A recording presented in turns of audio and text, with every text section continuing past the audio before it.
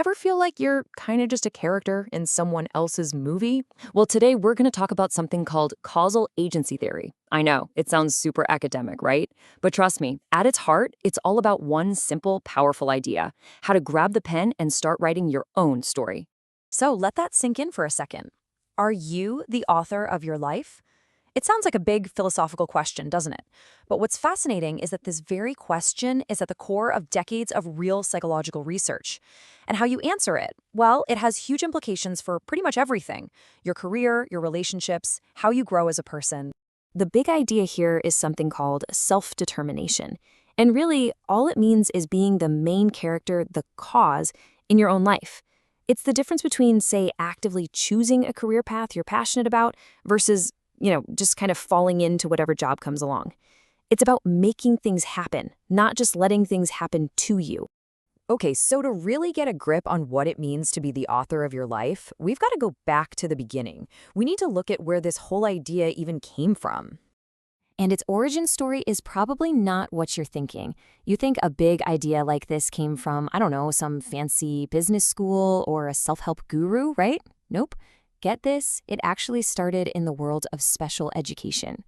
So let's jump back in time a bit, because a massive revolution in thinking had to happen for this theory to even be possible. And it all began with a complete change in how people thought about disability. So back in the late 20th century, people started noticing a really troubling pattern. Students with disabilities were leaving school and, frankly, their outcomes weren't great. Low employment, things like that. Then, in 1972, this guy named Bent Nirje basically planted a flag in the ground. He argued for a fundamental human right, the right to self-determination. And that idea, it just took off. It got so much traction that by the early 90s, the US government was actually funding projects to figure out, okay, how do we teach this? And this right here, this was the huge philosophical shift. The old way of thinking, the deficit model, saw disability as something broken inside a person that needed to be fixed. But the new way, the social ecological model, flipped that completely on its head. It said, hey, wait a minute, the problem isn't the person. The problem is the mismatch between the person and their environment. So the focus totally changed. It went from trying to fix people to empowering them by changing the world around them. All right, so with this brand new way of thinking, the stage was set for the first big breakthrough, and it was called the functional model of self-determination. The magic word here is functional. Researchers had this aha moment.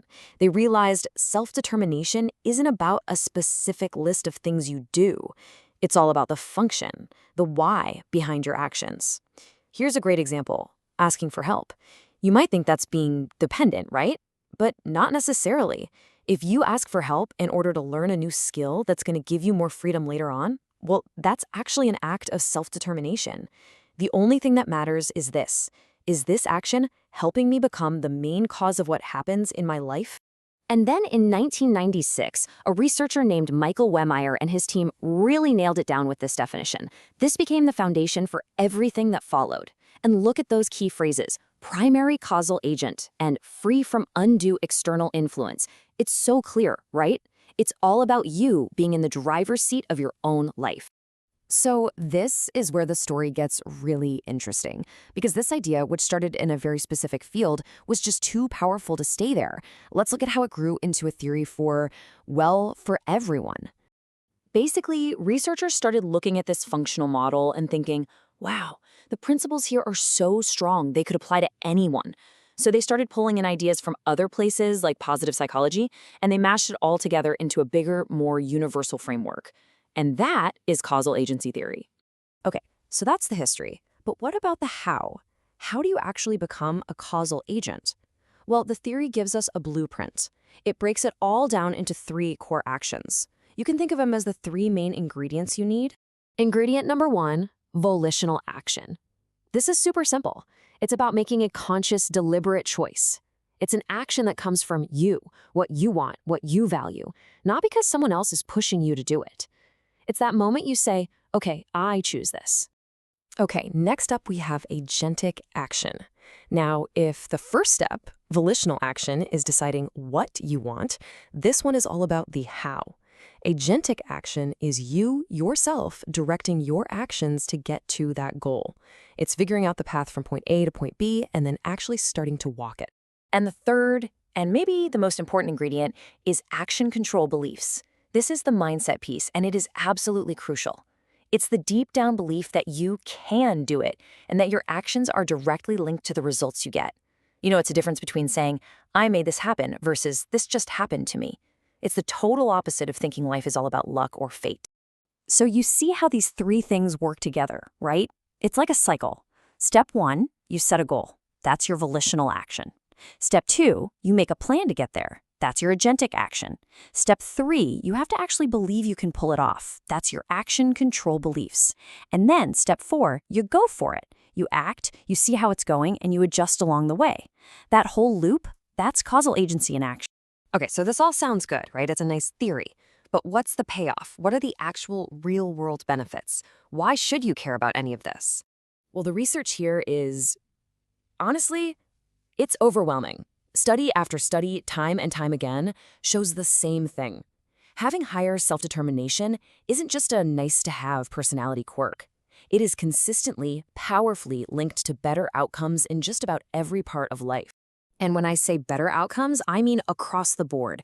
We're talking better grades in school, better jobs, more independence, even better hobbies and leisure time, and the big ones, a higher quality of life, and just being more satisfied with life in general. So this isn't just some fuzzy mindset stuff. It gives you a real, measurable advantage.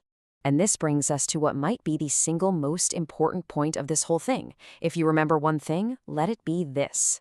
Self-determination, this ability to be the author of your life. It is not some fixed trait you're either born with or you're not. It's a skill that you can learn, that you can practice, and that you can get better at over your entire life. So that really just leaves one last question, doesn't it? A question for you. Knowing this is a skill you can build, right now, what's one small causal action you can take? Just one little choice, that's your volitional action, followed by one tiny step. That's your agentic action. What's one thing you can do today to start writing the next chapter of your story?